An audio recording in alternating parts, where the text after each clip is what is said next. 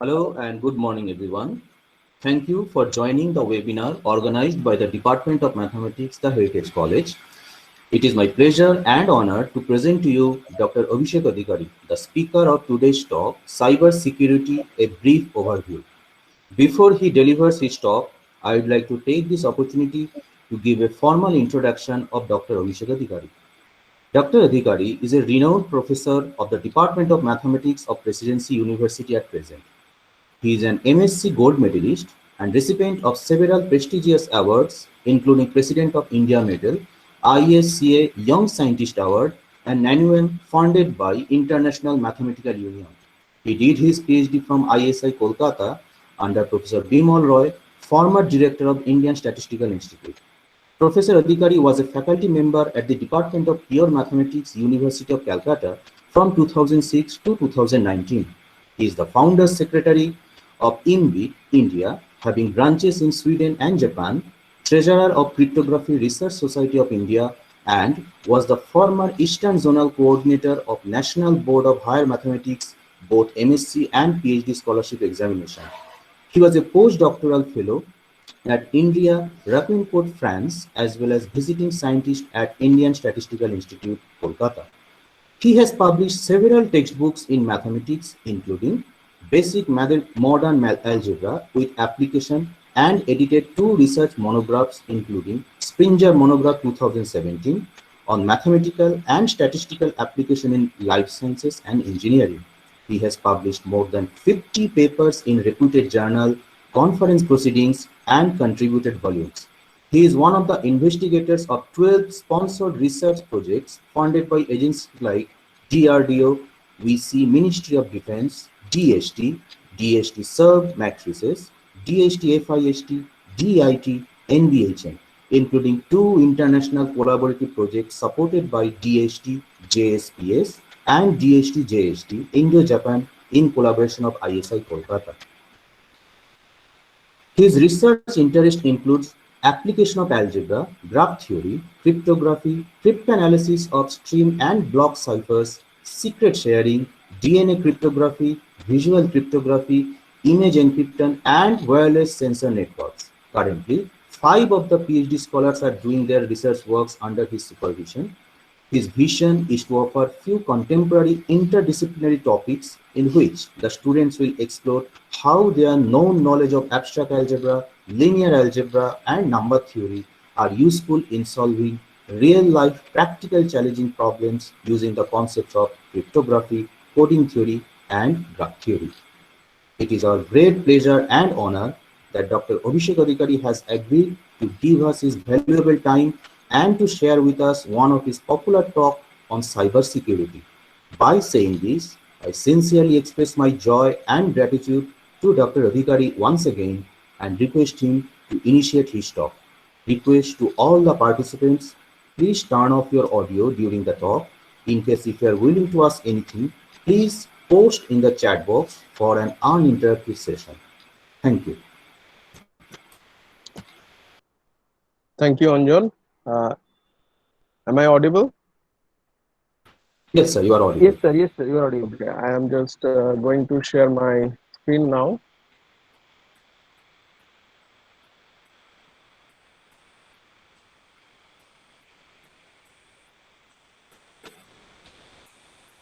Is the screen visible?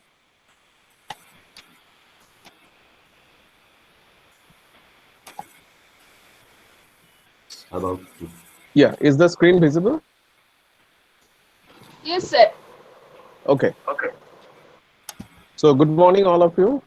And firstly, I'd like to thanks to the Heritage College for giving me an opportunity to deliver an interactive talk with all of you. So I also like interactive talks, as our principal sir already mentioned about that. But this in this webinar format, it's really difficult to have this interactive session. But suddenly I would like to stop at the mid-end of my talk, and then I will ask you anybody will have some questions. So if anybody will have some questions, just write on the chat box, and Anjan or somebody will help me in getting all those questions. And at the end, certainly there will be an opportunity. So the duration of my talk will be around 1 hour. So hope that you will enjoy my talk. So the title of my talk is Few Important Information Regarding Cybersecurity, a Brief Overview. So let me start my talk with some statistics. So there is no doubt that in today's world, we are living in a digital world. So our mind, our brain is full of basically lots of data. So let's first have a look at the statistics. So the statistics is basically the mobile internet users in India. So it's a comparison between urban versus rural. So here this red color mark that corresponds to the number of mobile internet users in millions from rural area, whereas the blue stands for from urban area. So it's a statistics, old statistics. It starts from June 2012 to June 2016. So if you look at in June 2012, there were total altogether 48 million mobile internet users in India, out of which 44 millions were from urban area and only 4 millions were from rural area. So the ratio would be around 4 is to 11. Then it grows up, and suddenly in June you can see that the curve was little steeper, and in June 2016, if you look at, there were around 371 million mobile internet users in India, among which 109 millions were from rural area and 262 from urban area. So by this time the ratio was around 1 is to 2. If you look at another statistics, it's basically total monthly wireless data consumed in GB. So it's a statistics from 2014 to 2017. And if you look at, the graph was going up, and suddenly it took a kind of exponential growth in 2016. And if I ask you the question, what was the reason that you think that this at this time it took a kind of exponential growth? And I'm sure you have chosen the right answer, and the right answer is that was due to Geo. So due to the introduction of Geo mobile SIMs and all, the consumption of internet has increased a lot in India. In today's scenario, it's not exactly very current, but in 2019 statistics, I get it from internet, it says that Google processes over 5 exabyte of data per day. And do you have any idea what this exabyte is? 1 exabyte stands for 10 to the power 9 GB. So usually when we talk about our machine or something laptop, we talk about nowadays in TB. So it's in GB. So 10 to the power 9 GB. So Google every day processes 5 into 10 to the power 9 GB, and that was in 2019. So Google handles 1.2 trillion searches every year. 1 trillion is equivalent to 10 to the power 12. Okay.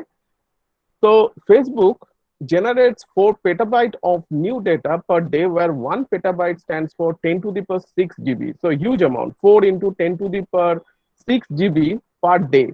New data is being generated by Facebook. 350 million photos are uploaded per day. User generate 4 million likes every minute. So huge amount. WhatsApp is also not far away. WhatsApp has nearly 500 million users. It processes more than 70 million messages a second. In 1 second, it processes around 70 million messages. If you look at the data from Hindustan Times, it is at the very beginning of the lockdown period. It shows that, so this data from the Department of Telecommunications showed that between March 22 and March 28, Indians consumed an average of 307963 TB or 307 petabyte of data. So huge amount of data. And it's also saying that the daily average consumption in this period was 9% higher than the previously before 21st March and all. That means during this lockdown period, the data consumption has also increased. So if I will be happy to get recent data, but I was searching for it, but I couldn't find it. But some research must be going on in this field to calculate how much data that during this lockdown period the Indian has consumed. So that's why it's rightly said that data is the new oil in today's scenario. So there is no doubt that the data can be considered as the cost of oil. So with this huge amount of data, what exactly the people do? So there is no doubt that in this scenario, the hero of this session is nothing but our smartphone. So if we have our smartphone and if we have the internet connection with us, then we can access any book that are available in the internet freely. And if you take the printout of all these freely available books and take a hard copy of it and place it in a building, there is no doubt that the size of that building will be the greater than the size of the biggest library in the world. Similarly, we can listen all the freely available songs in the internet. So this kind of red boxes are also quite popular in India. But if I ask you this question, that when for the last time you posted inside this particular box, so you might have gone to the post office for courier or something else, but you may not have posted your letter inside this box. Nowadays, these newspapers are also very popular. But if you look at during this lockdown period, all the important news is that comes to your mobile as a pop-up. So the kind of news that you prefer, usually that kind of news usually comes to your mobile very fast, and you don't need to wait for the next day's front page. So using this mobile, we can buy or we can order things. Online shoppings can be done. Nowadays, this kind of desktop and laptops, they are basically nowadays obsolete.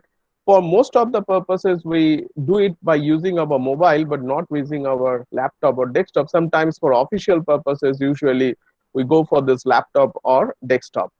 And all these things could be done very easily by using lots of apps that are being installed at our mobile. And the things are so easy that a child can do it very easily, and we feel very confident, and sometimes we say that everything is within our hand. So within our mutti, everything is there. If we go a little beyond, then in the television we might have seen this kind of advertisement that Alexa. So some guy is actually asking some question to Alexa, and it gives you the answer very quickly. Like, Alexa, can you tell me what is the capital of, say, United States or something? So you might have also seen this kind of advertisement where, see, Amitabh Bachchan ji is trying to operate the air conditioning machine of his home, staying, say, from Switzerland. So he is far apart, but using his mobile, he is trying to operate the air conditioning machine of his home in India. So that kind of things are known as Internet of Things. And in today's scenario, this Internet of Things are very popular. So if we go a little beyond, it's a kind of smart home. So in India also, we have few places, we also have this kind of a smart home are being installed. So you might have seen an advertisement where a guy is actually instructing his mobile, saying that I am going back to home, please prepare coffee for me. So basically that instruction from his mobile comes to this kind of Alexa kind of machine, and this Alexa machine actually communicating with some of the smart devices like smart TV, smart light, smart coffee machine, smart washing machine, even smart door. So when the guy comes at his home, he finds it, the hot coffee is ready and waiting for him. So that kind of smart scenario is also now available. It's not any science fiction. So in today's this, I am delivering a talk in a meeting apps or all the classes, or even for official business purposes, the management, they also go for this kind of meeting. So this kind of meetings are also being done using the meeting apps and using this computer and mobile. So we feel very strong and all, and we are very happy with this. But we know that every coin does have two faces. With this, all this advancement of science and technology, at the same time, we also see a lot of disadvantages, like the addictions among the younger generations, especially for the kids. Many suicidal games are nowadays available online. So serious health problem could be caused due to the addiction for this kind of things, anxiety, depression, sleep, and of course, the most important, the dangerous selfie. So that is also there. But don't worry, this will not be the topic of my talk. So my topic would be more technical, but with less mathematics. This is basically the disadvantage on electronic media. So with this advancement of science and technology, at the same time, we also witnessed a kind of attacks at our ATM machine. So this is kind of known as ATM skimming. So this credit card frauds are also quite common in today's scenario. So you might have seen that the cards that you are using are nowadays are having a golden color chip or any color chip. So previously, all the cards didn't have this extra features. So do you think that the card companies had introduced this kind of features just for decoration? Of course not. They have seen that only the magnetic tape that are used just at the opposite half of this card are not sufficient. Many of the customers, they actually lost lots of money due to this protection, and that's why they have introduced, and all the card companies nowadays, they are now replacing the older version of the cards, and they have introduced the new card having this microchip. So this is very important. This is known as phishing attack. Sometimes we get a lot of emails. In the email, if you look at, suppose I have ICICI Bank account, it's very common. And sometimes you get this kind of email. And it says that we are upgrading the website and softwares and all. So please click here and enter all the necessary information. So if you look at, this is basically the website link for this bank, ICICI Bank. If you click it, then you will go to this website, and it says that user ID, password, and all details. If you look at carefully, especially this address bar, you will see that it is HTTP and not HTTPS. But most interestingly, if you look at ICICI Bank .C0M, it's not COM. So suddenly this is not a genuine bank link. So it's a kind of fraud website which was made to get or take money from the or information from the user. So you have to be very careful while doing any kind of transaction. Firstly, we'll have to look at this address bar where it is HTTPS or not. So it is always recommended that if you are doing some transaction, then the site must have HTTPS. So if you find it HTTP, suddenly it's recommended not to use for any kind of transaction on this website. But you, at the same time, you have to be very careful. Even if it is HTTPS, you are not 100% secured. So nobody in the digital world can give you the guarantee that you are 100% secure. But of course, this address bar, we have to take care about the address bar, whether it's really comes from the original account or not. So if this was an original bank link, but if you click here, it actually redirects to the other link. That can be done very easily. But we have to be very careful. And here, always the bank says that no one can ask you the password, username, etc. But you will be surprised to know that many of the users, thousands of users, they actually gave all the details and they lost the money. And I have taken this from the bank website itself. So if you go to the bank website, ICICI Bank, there they have given this kind of link to just to give a kind of notice to the users that be careful. So we also have to be careful. So this kind of attack is known as phishing attack. So nowadays this hacking, this word is quite common. So many of us, we play online gaming, and you will be surprised to know that this online gaming is considered to be one of the places where the hackers can get into your mobile.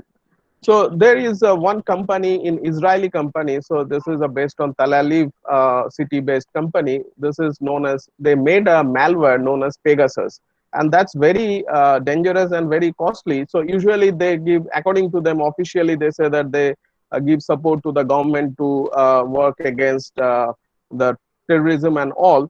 So basically that they have a software called the malware that is known as Pegasus.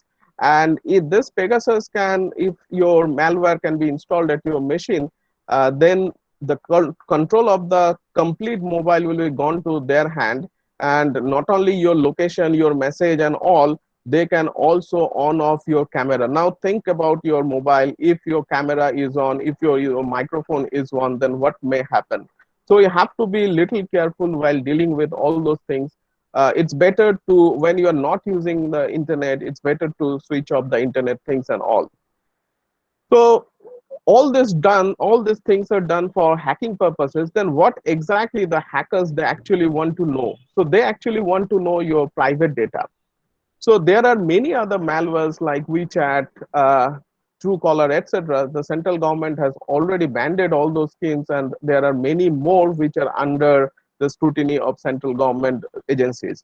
So we have to be little careful while using this kind of data. So if software, so if you look at most of the softwares nowadays, all the apps when they are installed, they actually want everything. For example, suppose if you want to order your food through some of the apps, then that actually wants from you your not only the access of your location. So location is fine. I can understand that the company may need my location to deliver it properly. But why they require my images, why they require my messages and all. So that we have to be little careful. But if you don't agree on that, the apps won't work properly. So that is a time that when we should be little careful. If it's really not required, it's better to not use those kind of apps. So there is a place in a marketplace when the hackers they actually get all the information about you. They usually sometimes use it for their own sake, but most of the time they sell it in a market, and that marketplace is known as dark web or dark net. So this is a quite interesting chapter or part of internet, which is basically most part of the internet is basically dark web or dark net. So here the interesting part is it's really difficult for some agencies to actually identify who is the buyer and who is the seller. That means the anonymity of a person is kept here. So that's why it's basically a very common place for the hackers to send or to sell or to buy things. Some illegal dealings can be done using this kind of darknet and dark web. And you might have seen that your data may be sold at this place using this kind of format. So if you go a little beyond, then you might have seen that in India there are many high-end cars like BMW or Ferrari or Lamborghini. This kind of high-end cars are nowadays available in India, and you'll be you know that the for to get an efficiency of the car, there is a small computer installed inside the car which actually communicates with all parts of the body. That's why these cars are very automated kind. But it reveals that these cars can also be hacked. So if this computer, the small computer which are installed within the car is being hacked, then the control of the car can be done from the outside. So a third party can control the car, the steering, the speed, the direction, everything can be controlled from outside. And even if the driver is there, he may be useless. It's again most shocking. It says that the pacemaker. So pacemaker is a kind of instrument that usually we use when we don't have the proper functioning of our heart. So for pumping purpose, when the pumping process of our heart is not adequate, some external support is being given, and that external support is being given at the form of pacemaker. So it's a kind of external electronic device which is being installed at our heart to control the pumping system. It says that the pacemaker, so nowadays this high-end pacemaker, they also have a kind of small computer which actually senses the pulses of the heartbeat. That pulse can also be hacked, and if that can be hacked, then you can understand what will happen for the patient. So as I've already mentioned about the smart houses, so that control can also be hacked, and you can understand what will happen if that control is being hacked. So cyber terrorism now is also very common. Few years back, is just in 2017, the whole world witnessed the largest cyber crime or the cyber terrorism attack. It's known as WannaCry ransomware attack. It lasted only for 4 days, May 12 to May 15. What happened? Suppose this machine is being hacked or attacked with this ransomware attack, and then when I switch on my laptop, then this screen will come. And it says that, okay, don't worry, all the data of your laptop is safe, and we just encrypted them. Just pay some money for around 300, depending on the customer, $300 of money, send through this Bitcoin. Then I will give you the key and you will get back your data. If somebody will ask me to do so, I will certainly tell them that, okay, don't worry, I have enough backup of my data. I will just make a format. I will just reformat my machine, and that I will get back all my data. But just imagine what will happen for a multinational company. For a multinational company, if their main server is being hacked, then they can never give a kind of announcement publicly that their main server is being hacked, because if they say or if they announce it publicly, then their share value will suddenly go down. So they cannot make it public. So within these 4 days, throughout the world, many big companies, they have actually given thousands of dollars to them to get back the key, and they restored their data. And this is the kind of map where this ransomware attack actually happened. And you can see that it's like a corona map, like throughout the world it happened. And in India also we had many incidences where it happened, and many people had to give money to recover that data. On the other hand, we have from, say, our honorable Prime Minister declared on July 1st, 2015 that Digital India program has been started. And under this Digital India program, we have seen that we have to use digitally at many places. Like we have online our bank account details, so we have to remember our password everywhere, like PAN card, Aadhaar card, every bank account. So all of them are protected with passwords. Not only that, we are now very much used to of using lots of Google facilities like email, YouTube, or say calendar, everything. So if you look at, everything is actually password protected. Not only that, Google, we use many times the Google server to actually store our data. So in cloud. So everywhere we need to remember lots of passwords. So now you can understand that how many passwords are there, and the best way to remember the password is to put it in the brain and not write anywhere. But if you look at the nature of the passwords, like in bank account password, if you look at, it says that it has to be around at least 8 alphabet long, and it should be alphanumeric. It should have also some special character. So usually people give their password with some known incidents or known names, but how many such known names would be there? So now people are running out of the passwords, so they have to write at some places. And when they write it at some places, for the safety, they copy it at different places. And sometimes they use the same password for all the accounts, but that's quite risky. So what we do, we sometimes write our password at some places, and then we think that we are quite safe. But as I have already mentioned, due to this hacking business, nothing is 100% safe. And if you write it, the password in many places, then the probability of losing it is more. Not only that, sometimes the password looks like this. So I will come to this. So it's basically a single prime. So you'll be surprised to know that this is a prime. If you can see till the end, I'm not sure whether you can see till the end. So the last digit, last two digits are 6, 9. So if you see that this is last digit is odd, then you will suddenly say that it's not a prime. But since it's 9, you cannot say that it's not a prime, but you don't have any choice to agree with me, because you don't have any kind of machine with you at present that can check this. But suddenly there are machines, and this small laptop can produce. In fact, I get this big prime using my laptop, this small laptop. So this kind of password may be considered also as passwords. So you can understand that you cannot remember this kind of password, but you have to store somewhere. So the question is what to do under this situation.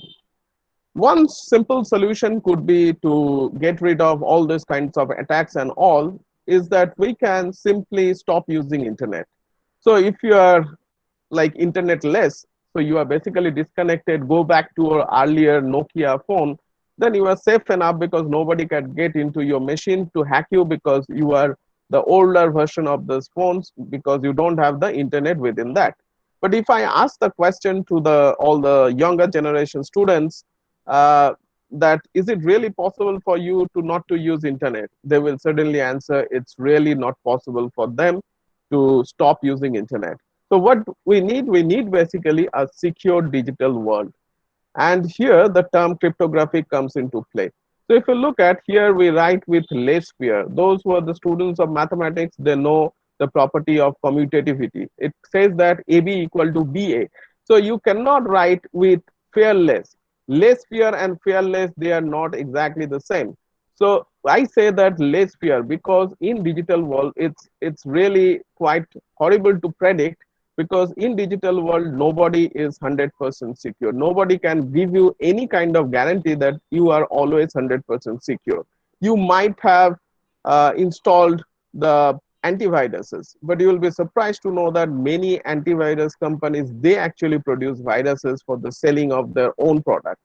So you are never be safe in 100% safe in digital world. But if you have the cryptographic primitive at the backbone of your security, then with less fear you can do all the things. So the question is, what is cryptography? So the cryptography actually comes from two Greek words, cryptos and graphia. Cryptos means hidden and graphia means writing. So cryptography is nothing but the art of writing secret message. So here the aim is basically, suppose A and B are communicating with itself, having some cryptographic tools. The basic aim is when A sends some message to B, B will able to understand what is being sent. But if some opponent is trying to get the message in between, then for him it would be difficult to understand what is being sent. So that's the basic idea of cryptography. So let us try to explain few of the terms related to cryptography. Suppose this boy wants to send some message to this girl, and this boy in cryptographic sense, we called him sender and we call this girl as recipient. So the boy wants to send some message using internet. But the problem is a bad guy is always sitting and he is always trying to observe what is being sent. Not only that, this bad guy has the power to modify the message. Then that would be a serious issue. Suppose this guy sends some message to this girl, in between this bad guy has modified the message and sent as if this boy has sent. So that may cause a serious problem. So that guy who is the sender won't be sending the original message. So original message in terms of cryptography, we call it plain text. So he will convert this plain text into ciphertext. That means he will kind of lock the original plain text to get ciphertext. That means the ciphertext is nothing but the locked message. Then he will send this locked message through this internet, through which the third guy may also see this locked message. The process through which plain text is converted into ciphertext is known as encryption. So in this encryption, the guy who is using this key is, it's a mathematical process through which this plain text is being converted into ciphertext using this key. So this process is known as encryption. Now this girl will receive this locked message. Now unless this girl will have the key, he won't be also able to get back the message. So using this lock, she will get back the message. So the process through which she will convert the ciphertext into plain text using some key is known as decryption. So encryption and decryption, they are basically two basic parts of cryptography, which is the constructive part. At the same time, this guy and say maybe other guys are also watching the scheme. So their aim is basically to find some loopholes or drawbacks or some weakness of the scheme so that they will able to understand from the locked message some information about the plain text. The process through which they analyze this is known as cryptanalysis, and this bad guys are known as adversary or attackers. So the basic aim for this attackers is to get some information about the origin or about the plain text. And this topic, this is the cryptology, this is the bigger topic which actually has two wings. One is the constructive part, which is known as cryptography. Another one is the destructive part, which is known as cryptanalysis. So these are basically two parts of cryptology, and this cryptanalysis and cryptology basically can be considered as game, and they are basically running parallelly. In cryptology, we have basically two important terms. One is symmetric key, another one is asymmetric key. Look at that. These two keys play crucial roles in constructing these cryptographic schemes. If these two keys happen to be the same, then we call it symmetric key or private key cryptography. That means if both the keys that are used are same, we call it symmetric key or private key cryptography. But if these two keys are different, then we call it asymmetric key or public key cryptography. So that is the basic few ideas of cryptography. So now I will just give a small break. If some of the audiences could have some questions, they may put it in the chat box, or if the organizers allow, they may directly ask me in unmuting themselves to ask me questions, or if not, then I will continue.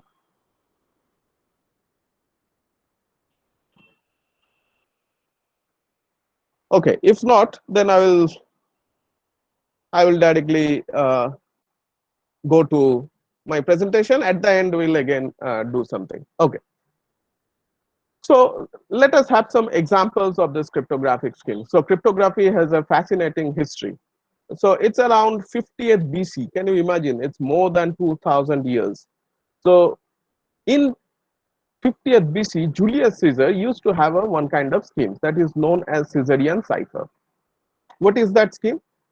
So he used to do it in Latin, but for the time being, for suppose we want to explain it in terms of English. Suppose we had English alphabets, and we assume that all the plain text, so this is the plain text, that is the original message that Julius Caesar wants to send to his subordinate, say they are all written in English, and they are all written in uppercase. So we have only 26 alphabets. So what Julius Caesar and his subordinate, they do is that, before, suppose Julius Caesar and his subordinate, they decided that in the next 15 days they are going to use k equal to 11. What does it mean? I will explain you. But before going to the war front, say Julius Caesar and his subordinate, they are battling at some different war fronts, and that is, say, far apart. So before going to the war front, they have decided that they are going to use k equal to 11 for future message transmission. So what does it mean? So Julius Caesar devised this kind of scheme. What is that scheme? So we have 26 alphabets, and they are actually renamed with, say, roll number of A is 0, B is 1, C is 2, and Z is 25. So all these 26 alphabets are basically renamed with numbers. Now k equal to 11 means whatever be the plain text. So plain text is cipher cryptography is fun. So here the alphabet is C. The roll number for C is 2. K equal to 11 means shift this C 11 times to the right. That means C plus 11, that becomes 13, and 13 means N. So replace the C by N. Okay. Now let's see what's about R. The roll number for R is 17, and 17 plus 11 is 28, but 28 somewhere here. But there is nothing. So what to do? Do it cyclically. That means 28 divided by 26, what would be the remainder? The remainder would be 2, and that is nothing but C. So R will be replaced by C, and so on. So cipher text, the plain text cryptography is fun becomes this. And this will be sent by some messenger to the subordinate. And since the subordinate already knows the values of k equal to 11, what he will do when he will get N, he knows the roll number for N is 13, he will just left shift. Julius Caesar, while making this, made it right shift. Now what his subordinate will do, he will shift left cyclically. So N minus 11, that means C, that means 2. Similarly, when he will get C, and then cyclically 11 times, he will get at the end R, and he will get back the information. Now, to the math student, if I ask you this question, can you explain the encryption and decryption algorithm using some known group theoretic techniques? So this is a clue.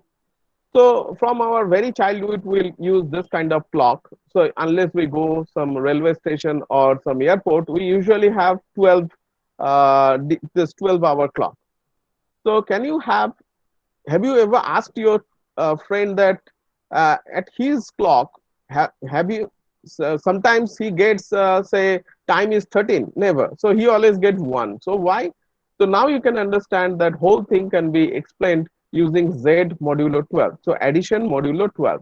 That means the whole scheme can be explained by using Z modulo 26, and encryption is nothing but X plus K, where K is the key. In my old case, the value of K was 11. And this will give me a cyclic shift towards right.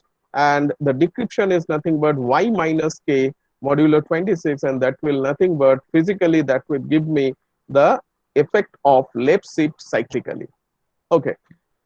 So I'm not going to details of the script analysis, but I'm going to another thing. So that is quite interesting. So since both the sender and the receiver, in my previous case, they used the same key, K equal to 11 or maybe K equal to something, that scheme is known as symmetric key. Now we again come to another situation. Suppose again the sender wants to send some message to the recipient through this internet where the bad guy is always trying to listen. Now the problem is, this boy and the girl, they actually stay just opposite half of the world. I mean to say that they are actually staying far away, and they don't have the luxury to share the common key.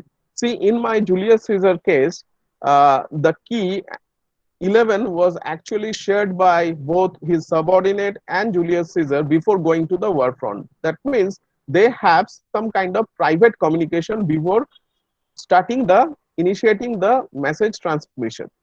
But since this boy and girl, they are staying far apart, then it's really difficult for them to have a common key, because if whatever key he is going to use, if he wants to communicate with her, then he has to send the encrypted version of the key through this internet. But how to encrypt? That requires a key.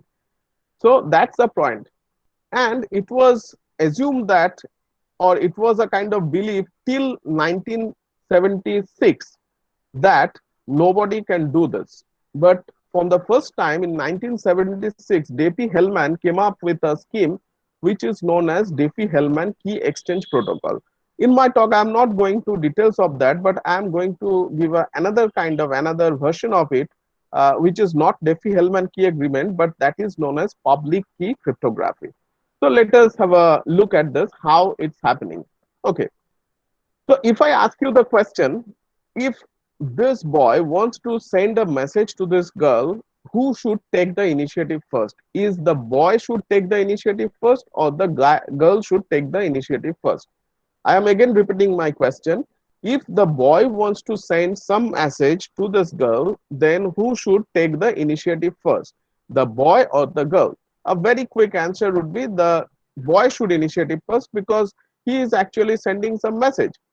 But if you think more carefully, if the boy wants to send some message to this girl to his, say, WhatsApp, using, say, WhatsApp, then the girl should have at least the mobile phone with a valid internet connection with a WhatsApp installed in her mobile.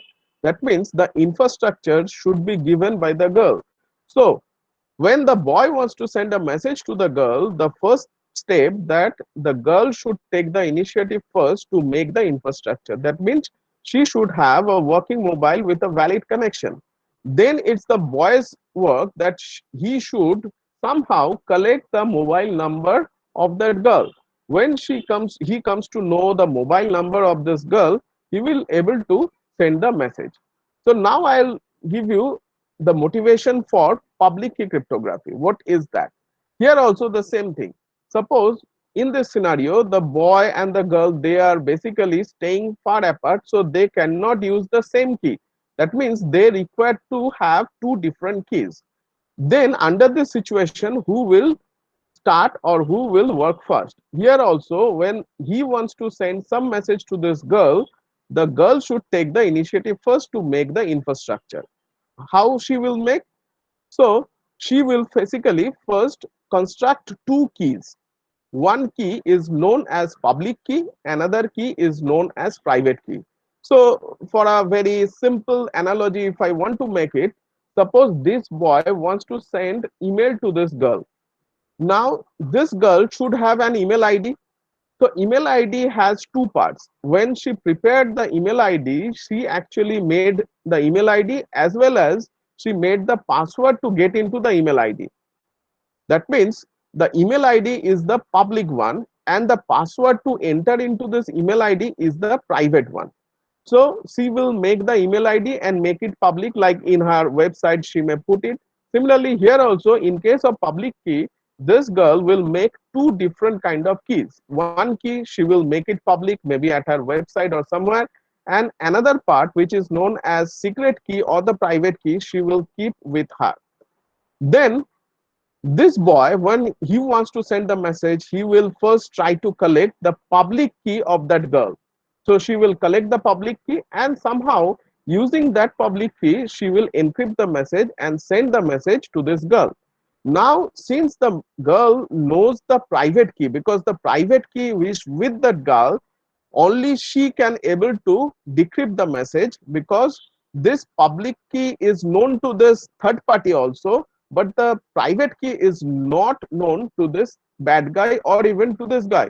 So anybody, any third person who is not any knowledge about the password of this girl won't be able to get this information. So that was the basic idea for public key crypto system. And for that, RSA, Rivesh Shamir and Adelman came up with the scheme which is known as RSA public key crypto system. So as I mentioned in my talk, I will use very little mathematics. I'll just give a kind of flavor of mathematics, that what kind of mathematics are important here. I'll just give a idea of that, but not a complete rigorous mathematics. So here, the idea for RSA crypto system based on a computationally hard problem, which is factorization. So when being a student of mathematics, for mathematician, it's really difficult to understand why factorization is a hard problem. Let me try to explain. So what is factorization? If I give you 35 and if I ask you, can you factor 35 into two prime numbers? You can readily say, okay, 5 and 7. If I give you this, you may take some time and suddenly will come back with this two prime numbers. If I give you this, you will say that, okay, I'm not going to do it by hand, but let me write some code. You write some programming, and using that you can suddenly get with these two primes. But if I give you this, so if you can see the last digit, its last digit is 19, last two digits are 19. So if I give you this, I'm sure that with your program, it's not possible to get me back two primes. You will be surprised to know that it's not only you, but even for the supercomputer, it's not very easy to give me back these two primes, because this number is basically the product of these two big primes. Now again the same question comes, are they really primes? If they are primes, how did I get this? So there are good methods, easy methods to get this kind of primes till now, but there are till now no good algorithm using classical machines. Remember, there are algorithms for quantum computations, but using the hardware that we use even in supercomputer, there is no known algorithm is there which can break these big numbers into these two primes very efficiently. Means a supercomputer can break it maybe in 1 year, but that's not required for us, because we usually go for maybe 2 or 3 days security level. But if that can be done by using supercomputer, even it may take more than 1 year around. So if you can even increase the size of the primes, then you even get bigger numbers, and that's really difficult for the supercomputer even to break it. So the basic idea is, it's easy to get these big primes, because within this hardware level computer we can very easily find these big primes. We can multiply them very easily to get this value n.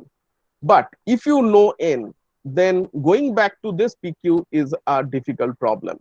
That is why this is known as computationally hard problem, and they are called believed to be hard problem. That means not yet any efficient algorithm is known for computers to break this. Again, I am mentioning quantum computations are available, efficient algorithms are available for quantum computers, but not for this kind of computer. So we have to wait till the quantum computers come into picture. Okay. So based on that, that means it's a kind of one way. From P and Q, you can go to N, but if you know N, then it's really difficult to go back to P and Q. Based on this, the RSA crypto system came into picture. But this is the simple code for getting this kind of big primes, and this small laptop can run this algorithm. They are probabilistic primality testing algorithm known as Solve-Strasson primality testing algorithm. There is another testing algorithm known as probabilistic primality, that is Miller-Rabin primality testing algorithm. So there are plenty of primality testing algorithm which can give you in polynomial time, but they are probabilistic. AKS algorithm is there, that is also primality testing algorithm in polynomial time, but that is most important thing is that is deterministic algorithm for getting primes.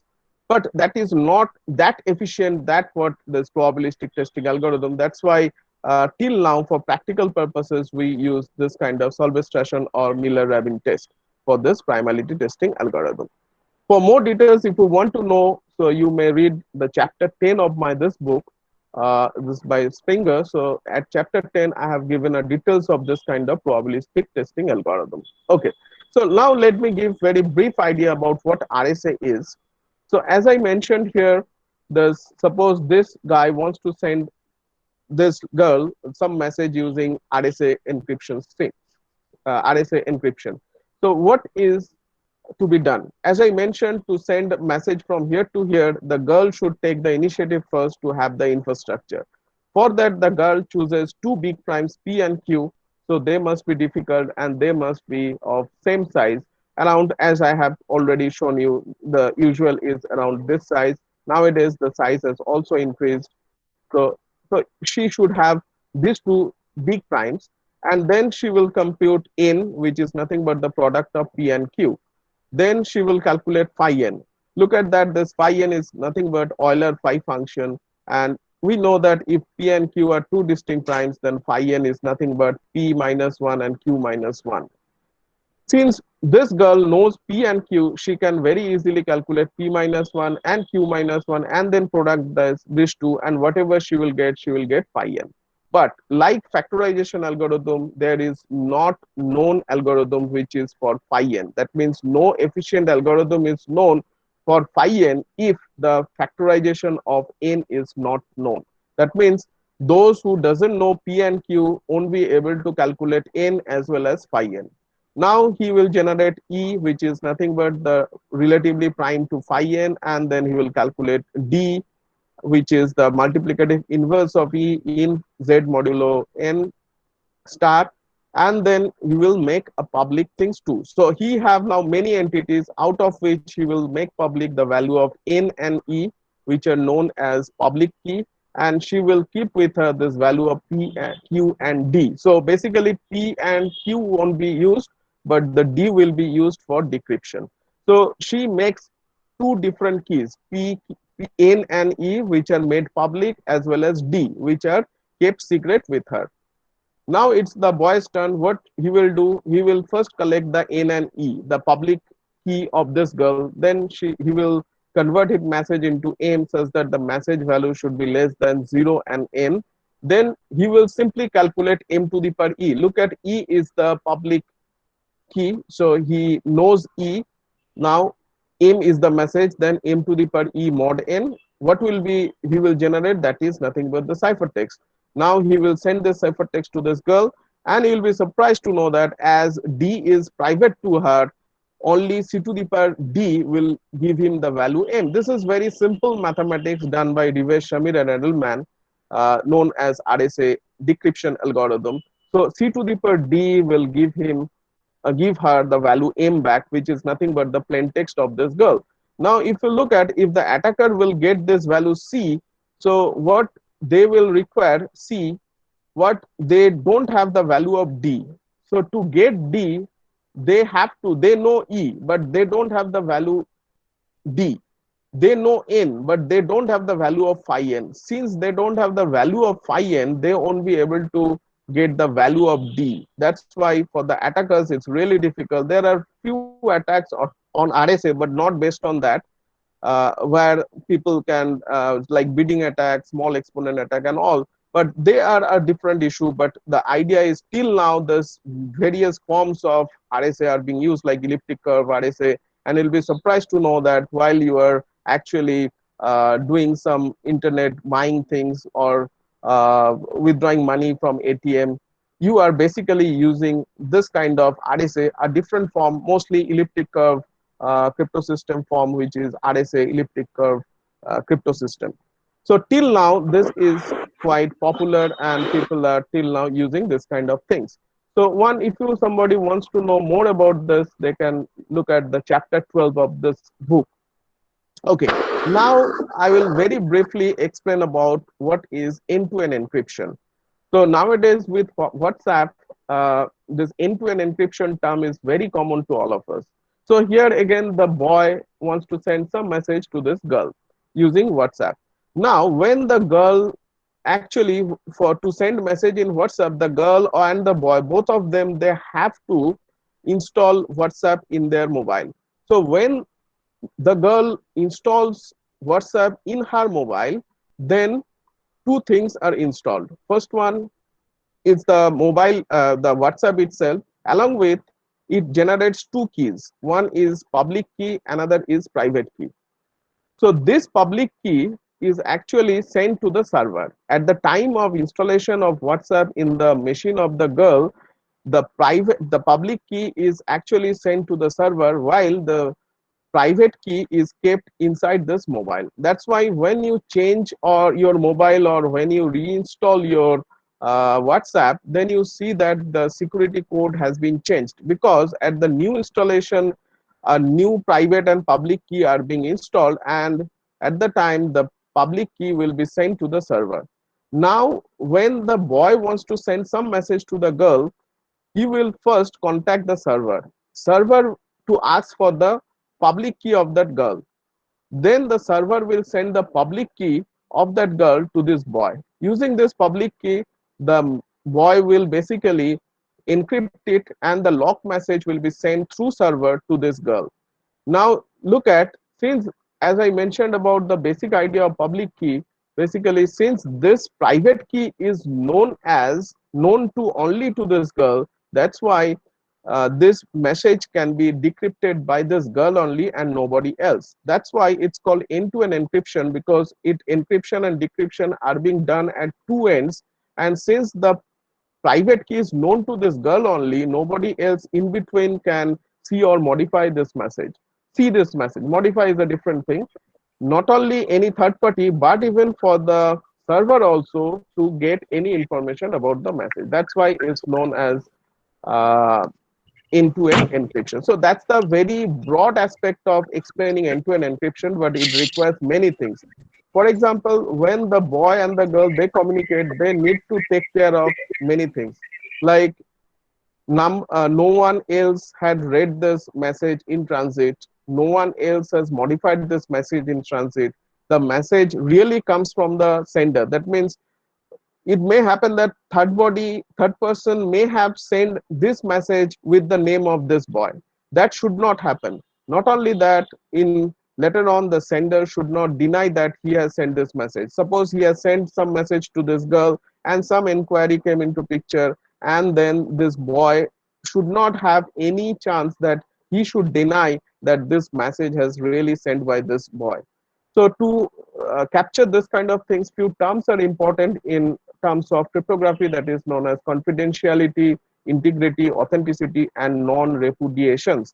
And to achieve this, few of the cryptographic primitives are used, like symmetric key, asymmetric key, hash function, max, signature, etc. So I gave a kind of very broad overview of end-to-end encryption, but to achieve end-to-end encryption in say WhatsApp, they have to basically ensure that all these things should happen. And for that, they need to do all those things. And you'll be surprised to know that each of this primitive, I can explain you, but it may take more than 3 hours for each of this primitive, because they are basically in crypto chapters. So in any book, you will find this as the chapters. So they are basically the basic building blocks of cryptography. So in present scenario, if you want to look at more details about how this WhatsApp encryption, end-to-end encryption works, you can just simply type in Google that white pages of end-to-end encryption by WhatsApp. Then you will get the white page. In Bengali we call it Shetpotro. There they have given every minute details of the what are the algorithms they are using. So that's all about my talk. It's just 1 hour. So thanks to Google for providing me all the information as well as the necessary nice images.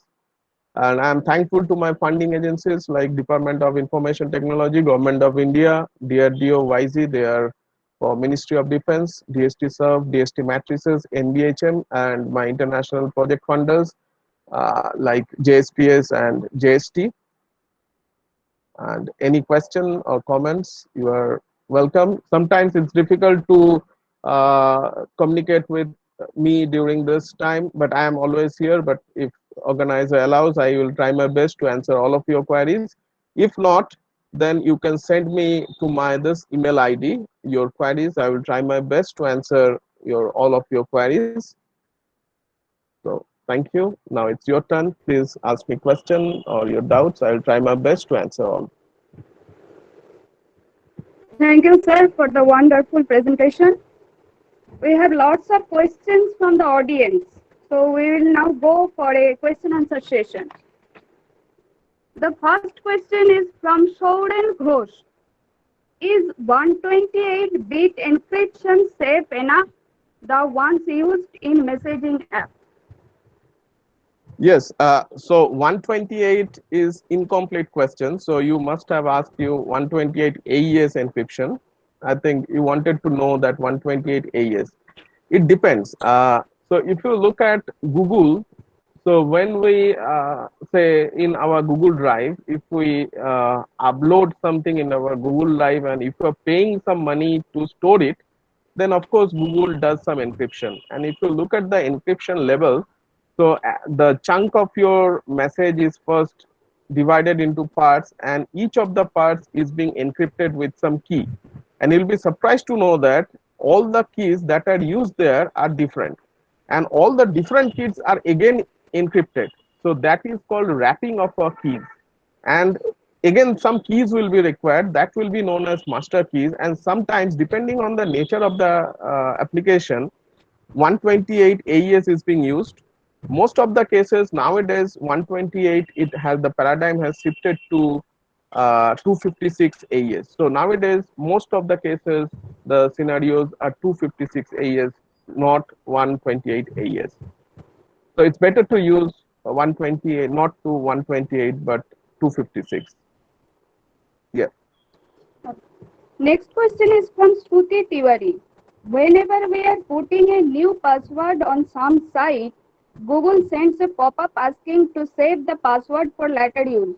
So is it safe to save the password there? It's not safe. It's better to remember, because usually it depends on the situation. It usually they are kept in your browser level. So they are also encrypted by using some hash functions, but it's recommended not to keep your password on browser level, because if your browser information can be hacked, sometimes, especially in mobile, if some apps are there, whatever you are going to type are being sent to the third party. So it's better not to save anything. So if that kind of hacking is there, then you are basically gone. Because when we say that shosher moddhe bhoot, so nothing can be done. So whatever you are typing is gone to the third party, then whatever encryption you are going to use is useless. But most of the cases, if your hackers have some access on the data of your server, then he can access the server data, the browser data, and in browser data, the passwords, if that are being stored, then they may get this. So it's better not to save. Okay. Next question is from Amit Bhar. Is it possible to construct a totally cybercrime-free security system, at least theoretically? Yeah, there are few things. Theoretically, you can do this. For example, there are scheme called perfectly secure secret sharing scheme or information theoretic security. That means for the construction, you require a random number. Now, if I ask you a question of what is random number, you can very easily define it. But if I ask you the question that can you give a kind of, can you test whether this is random or not? There is no test that actually gives you whether that is random. It's there are tests that it shows that that is not random, but there is no actual proper test which can say that that is random. Because if a machine can test this, then machine can predict the value of the randomness, and if somebody can predict the randomness, then that thing cannot be random. So theoretically they use random numbers, so there is actually no proper random number generator.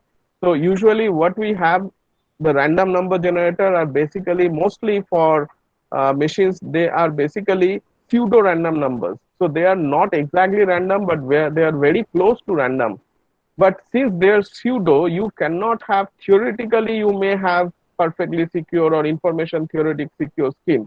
But when you are going to implement it, you need to have some perfect actual random numbers, and which is till now is not possible to generate any random numbers. So in my opinion, it's really not possible, at least with this hardware level, to have a perfectly secure thing, though we can have it in theoretically, but not practically. Yeah. Okay. The next question is from Dotashri Bhunia. Like you said earlier, lot and AI devices like EcoDot act as intercoms. Is data breach possible, and can you discuss about the security perimeters applied to the devices? Okay, so AI nowadays is a very hot topic, and AI devices are also not only for constructing schemes, they are also used for distracting things like cryptanalysis. For example, so why we put captcha? So when you are doing something, sometimes you need to give some captcha. Captcha means some distorted characters. Like, for example, written in a very abstract way, so only human brain can recognize that is a. Okay, now the point is, there are AI devices or researchers on AI devices which are capable of attacking captcha. So AI nowadays are basically used not only for constructing. So why we put captcha? So that it gives you a kind of confidence to the builder that okay, some programming is not attacking on it, because human brain can only, according to them, they assume that the only human brain can decode that that is a. So a in a distorted form, it's really difficult for a machine to guess that this is a. If that can be done, then no machine or no program is being attacking on the on your scheme. That's why the captcha concept came into picture. But unfortunately, nowadays, this AI methods are being used to counter this. That means lots of capture data are being fed with AI devices, and the programming using deep neural network and all, using the pattern recognition technology, they are nowadays able to guess the captcha. So as I mentioned, that cryptanalysis and cryptography, they are basically parallel game. So people try to find some loopholes to get back the info. Okay, yeah. So people are trying to devise some of the mechanism through which they can get some information or get some loopholes. So AI mechanisms are nowadays used for construction, as well as people are nowadays using destructive methods for this. So I'm not sure what would be the next form of captcha. Some new technology will surely come up to overcome this captcha concept. So that's the idea. Yeah. So another question is from Sanchali Sarkar. From where do we learn ethical hacking? Is CADJU is good place to start from? I cannot, in public forum, I cannot give any name, but few places are there, of course, not only for ethical hacking. So hacking is one aspect, but you should have a good degree to work. I mean, to become a hacker, you can work from your home, that's fine. But to get a job, you should have some degree from some well-known places. So in this regard, I must give you two names. Like one is very near in Kolkata in ISI, those who are doing BTech or doing masters. After doing your masters, you can join in ISI. There is a course on not on cybersecurity, but it's offered a course on cryptography. So it's a MTech course for 2 years, and this is being led by Professor Bimal Roy, who is the founder of cryptography, who is said to be the father of cryptography in India. So that's why in ISI Kolkata, we do have a very big team of cryptographers. So they are offering a course on MTech on cryptography. So the main advantage for ISI is that they don't bother about your background. So you may come from physics, chemistry, statistics, mathematics, computer science, IT, whatever. Only thing that you have to pass their own exam. So if you are able to pass their own exam, then you can join there and you can continue and you can complete the MTech degree to have a good academic as well as professional career.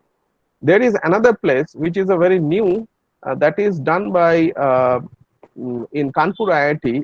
So they are also offering a 6 months course, and that is being led by the just now I mentioned about AKS algorithm. So this A stands for Agarwal. This is the Manindra Agarwal, who is basically famous due to his AKS algorithm. So he is now in Kanpur Computer Science Department, and he is leading with another team. So there is Shondip Da, that means Shondip Shukla is also there. So both of them basically they are leading one course, and the central government has already given around 1.6 crore of rupee for making some professional for Indian cyber security. So nowadays it will be a good uh, a good idea for people to go get into cybersecurity and all, because in India also for job perspective for central government level there are DRDO. There is a one group is called SAG, which is Scientific Analytic Group, which actually includes mathematicians, physicians, and for cybersecurity people. There is another organization which is called CERT. It's a emergency team, computer emergency response team, CERT. You can go to the website of CERT. That's a central government agency. So they are basically looking into all the cyber attacks in India that are being done, or they on their website you can see in advance that which apps or which programming that you should restrict yourself, or you should not install. Those kind of hints are firstly given at their website. So they also require a lot of cyber security professionals. So and in internet if you go like there are many private agencies who are actually giving lots of this kind of advertisement, but I'm not in a position to comment anything in this public forum, sorry. Thank you. Any next question? Okay. So there are lots of questions, but it is not possible to take all the questions due to time constraints. So I take the last questions from the chat box by Sana Chatterjee. If we encrypt by mapping the sender's message with the help of a complicated but bijective function, and the inverse function is known by the recipients, since the number of possible functions are infinite, how can a hacker guess the function? uh, so yeah, so that's a good question, but see most of the cases, like you can have infinite many functions from where to where, from R to R, maybe you are talking about from real number to real number. But the major problem with computer science is that the implementation issues. For example, if I ask you to implement root 2, suppose during your construction you require root 2 theoretically, And if I ask any question to many engineers might be here, computer engineers, how to get root 2, then you know that the exact value of root 2 is really difficult. You might have some precision. And when you square them with not always exactly, you get back 2. So that are the basic difference between theoretical and practical. Not only that, computers cannot get into infinite steps. You can write a while one to get an infinite loop, but you can understand that computer can never see, like in mathematics, nobody knows about infinity. So, I mean, infinity is a concept. It's not like reachable. So here also, there are infinitely many functions, but while you are going to implement them, that's really difficult. But the idea that you thought is basically used in RSA. So that's the idea for public key crypto system. So if you look at the inverse function of E is D. So E is the encryption exponent and D is the decryption exponent. And E and D are just the opposite. That means in respect to the inverse. So basically E and D are the inverse of each other. That's the same idea is being used, but at the same time you have to be taken care of this fact that it has to be implemented. So theoretically you may have infinitely many things, but if you can, that's good enough. So if you can have some kind of functions that are based on some inverse function or something, so then you won't have the, if both of them know in advance, that means what are the inverse of the other thing, that means that should be a kind of private key crypto system or the symmetric key crypto system. But the challenge is more towards how to have the asymmetric or public key crypto system. But your idea is perfectly fine, but we should have a strong idea that it has to be implemented properly. Then it can be fine. And that is the idea for public key crypto system. Yeah. I now request Professor Arghudip Roy to deliver the vote of thanks. Professor Arghudip Roy, are you there? On behalf of the Department of Mathematics, the Heritage College, extend a very hearty vote of thanks to our speaker, Professor Avishek Adhikari, for such an enlightening session. The way he explained is exemplary. I would like to extend a special thanks to the entire fraternity of Kalyan Bharati Trust for giving us the opportunity to organize the webinar. This webinar would not have been possible without the guidance of our Executive Director, Mr. Praveer Rai, Chief Executive Director, Mr. Pradeep Kumar Agarwal, Chief Financial Officer, Mr. Manoj Sarogi, Campus Administrator, Commander S. De, and Coordinator of Student Affairs and International Relations, Mr. Clayton Michael Moses. I also wish to express my gratitude to our respected principal, Dr. Pushpitaranjan Bhattacharya sir, for providing encouragement and support. I would extend my sincere thanks to Mr. Devashish Karmakar for all the technical support necessary for this webinar. I am very grateful to Mrs. Suhasini Chaudhary ma'am and Joint Registrar Dr. Kavita Sastry ma'am for their constant support. My sincere thanks goes to Professor Anjan Devnath, Head of the Department, the Heritage College. I extend my big thanks to all the faculties and staff of the Heritage College for making this event successful with their contributions. Last but not the least, our heartfelt thanks to all the students and participants for active participation and their enthusiastic support. Thank you.